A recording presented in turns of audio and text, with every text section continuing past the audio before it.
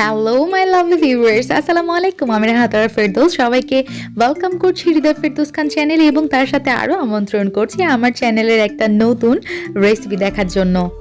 যদিও আমরা মাছে ভাতে বাঙালি, তবুও মাছ কেন জানি আমার ভালোই লাগতো না। বাট এখন এই তরকারি খাওয়ার পর থেকে, মাছের এই তরকারি খাওয়ার পর থেকে আমার মাছ ফেভারিট হয়ে গিয়েছে। মাছের তরকারি, মাছের ঝোল অথবা মাছের গ্রেল, এটা কিন্তু আমাদের রান্নার তালিকায় প্রতিনিয়ত থাকে। সো এই রান্নাটাকে একটু টুইস্ট করে আজকে আমি আপনাদের সঙ্গে শেয়ার করছি। এজন্য আমি ফার্স্টেই নিয়ে নিয়েছি রাঁধুনি রেডিমিক্স মাছের মশলা। এটার বাজার মূল্য 55 টাকা। আর প্রতিদিন একই জিনিস খেতে খেতে একটু একঘেয়েমি লাগে, এই জন্য আমি মাঝে মাঝে একটু ডিফারেন্ট টাইপ মশলা ইউজ করি মাছে কিংবা মাংসে, যেটাই বলুন না কেন। খাবারের স্বাদটাও চেঞ্জ হয়, আবার যে খাচ্ছে তার মুখের টেস্টটাও কিন্তু চেঞ্জ হয়। রাঁধুনি রেডিমিক্স মাছের মশলা থেকে আমি 1 চা চামচ পরিমাণ মাছের মশলা নিয়ে নিলাম এবং এখানে দিয়ে দিলাম মাছের ভিতর। এখানে আমি হাফ কেজি মাছ নিয়ে নিয়েছি, তার সাথে সাথে পরিমাণ মতো দিলাম লবণ, দিয়ে মাছগুলো খুব ভালোভাবে মেখে নিচ্ছি। যাই হোক, আপনি কিন্তু চাইলে আপনার পছন্দ মতো মাছ এখানে ব্যবহার করতে পারেন। আমি রুই মাছ নিয়েছি। মেখে নেওয়া মাছগুলো রেস্টে রাখার কোনোই প্রয়োজন নেই।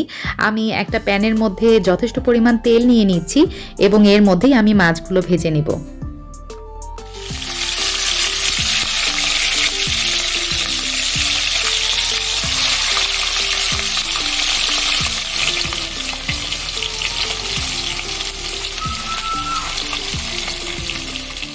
ভাজা মাছগুলো তেল থেকে উঠিয়ে নেওয়ার পর আমি ওই গরম তেলে হাফ কাপ পরিমাণ পেঁয়াজ অ্যাড করে দিলাম। এখানে এই পেঁয়াজগুলো ভেজে নিব একই তেলে, মাছ ভাজার তেলেই, কারণ এই তেলটা তো আলটিমেটলি মাছেই যাবে, তাই না? আমি মাছ যেহেতু রান্না করছি, সো এক্সট্রা। আর আমার পাতিলও মাখাতে হইলো না, তেলও কম লাগলো। এরকম করে কিন্তু হোটেলে রান্না করে। এই স্টেপটা ফলো করার কারণে মাছের তরকারির চেহারা কিন্তু দেখার মতো হবে, আর টেস্ট হবে একদম হোটেল স্টাইল। পেঁয়াজগুলো বেরেস্তা হয়ে গেলে আমি হাফ কাপ পানি দিয়ে দিলাম এবং তার মধ্যে দিয়ে দিলাম রাঁধুনি রেডিমিক্স মাছের মশলা। এখানে আমি ইউজ করেছি 4 চা চামচ। এখন সবগুলো মশলা খুব ভালোভাবে আমি কষিয়ে নিচ্ছি। আমার মশলা কিন্তু কষিয়ে নেওয়া হয়ে গেছে, দেখতে পাচ্ছেন ওপরে তেল ভেসে উঠেছে। আর আমি আমার স্বাদ মতো লবণও ইউজ করলাম।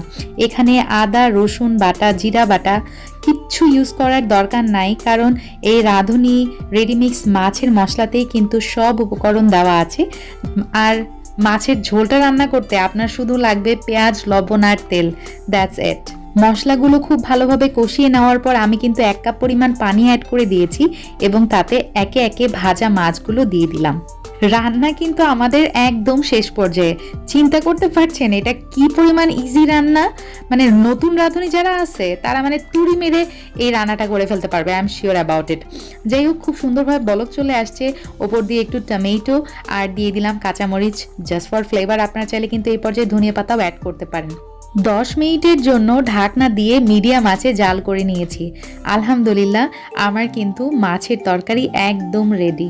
খেয়াল করেছেন নিশ্চয়ই মাছের তরকারির চেহারাটা কি পরিমাণ মানে লোভনীয় আসছে। শীতের দিনে গরম ভাত, তার সাথে এরকম লাল টকটকে মাছের ঝোল, কি লাগে আর সাথে। আচ্ছা, এই পর্যায়ে মাছ পরিষ্কার করার ছোট্ট টিপস আপনাদের সঙ্গে একটা শেয়ার করি। তা হচ্ছে, মাছ ধুয়ে নেওয়ার সময় একটা লেবুর খোসা অথবা লেবুর জুস দিয়ে মাছটা ধুয়ে নেবেন, তাহলে মাছের ভিতরে যে এক্সট্রা ফিশি ফ্লেভার থাকে সেটা কিন্তু আর থাকবে না। সবাই ভালো থাকবেন, ইনশাল্লাহ আবার দেখা হবে। আল্লাহ হাফেজ, আসসালামু আলাইকুম।